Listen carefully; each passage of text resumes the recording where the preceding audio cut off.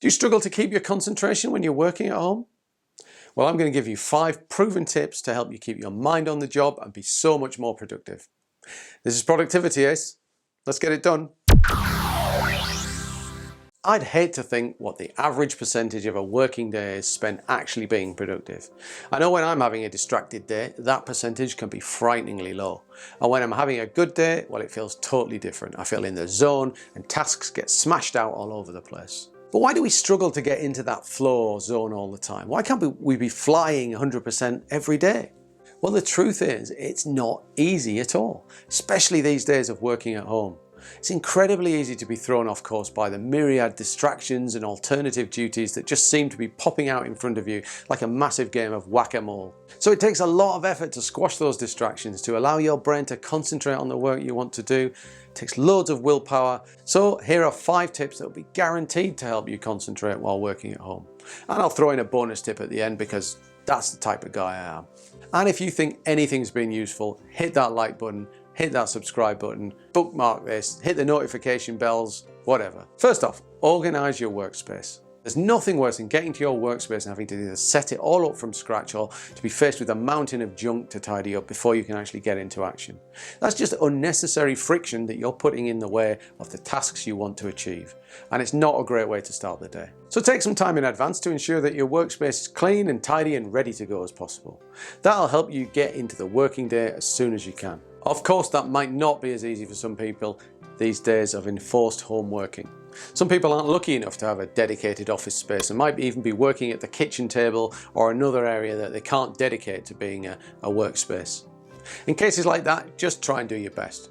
Maybe try and set up in advance or reconfigure the room to make things a little easier or flexible. The more you can do, the easier your start to the day will be. Beware the email. One of the biggest enemies to productivity is the inbox. It's an evil that's always in front of you, always talking to you, always trying to throw you off track.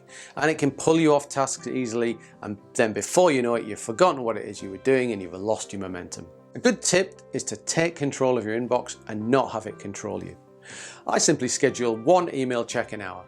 I refuse, or try my best to refuse, to check it at any other time. This takes a lot of getting used to and does require a bit of willpower, but in order to make it easier, just like removing friction from tasks you want to do, you can add friction to things you don't want to do. So don't minimize your email, close it instead. Don't have a shortcut on your taskbar or desktop. Make it so that you have to scroll through the menus to find the icon. These simple tips add that tiny extra bit of friction that makes sticking to your hourly check that bit easier. Set your expectations. Some days you're going to be in a more productive mental and physical state than other days. Sometimes you might be feeling under the weather, or have had a really bad night's sleep, or have some other stuff going on like a medical appointment, or have to look after members of your family more than often that day. So don't beat yourself up. In situations like that, you're going to get less done than you might otherwise do. So set that expectation at the start of the day. Understand what you're likely to be capable of that day and set that as your baseline. And if you happen to beat it, then that's great. In fact, set that as a challenge. Conversely, there will be days where you bounce out of bed full of enthusiasm.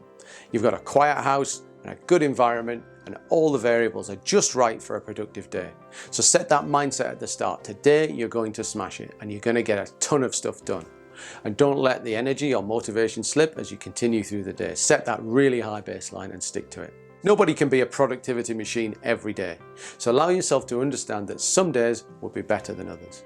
Set your expectations at the start of the day as a baseline and use that as a challenge. Get rid of the phone. This is one of the hardest things to do, and undoubtedly one of the most effective.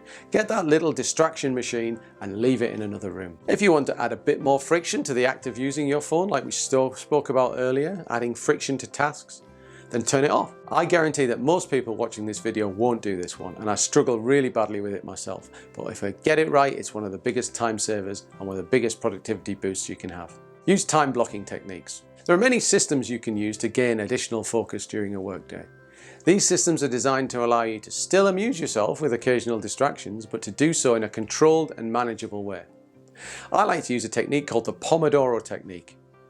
This technique was developed in the 1980s, and it uses a simple timer to break work down into intervals separated by short breaks.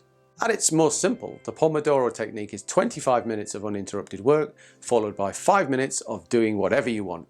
Play a game, read the news, whatever. So solid work followed by a small reward.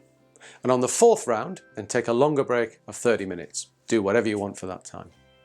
I find it pretty effective. Give it a try. Or research one of the other many time management systems that are out there. Let me know in the comments if you use the Pomodoro technique or you've got any other technique that you find to be effective. And as promised, here's your bonus tip. Manage meetings. Managing your work meeting calendar is critical to productivity.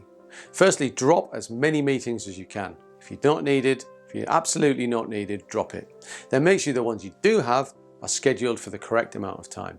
And chunk up your meetings into blocks rather than having short gaps between them. Anything you can do to avoid flip-flopping between tasks. This is such an important point that I created a full in-depth course all about mastering meetings. It's a good couple of hours of detailed advice on how to make meetings work for you, and you can take it for free using the link in the description. That link also gets you 2 weeks free access to the whole Skillshare platform where there's 30,000 courses on all sorts of subjects, so it's well worth doing. And if you enjoyed this video and you want more, then hit that like button, hit that subscribe button and all of that. And if you've got this far, then I really think you'll be interested in these videos up here as well. So I'll see you over there.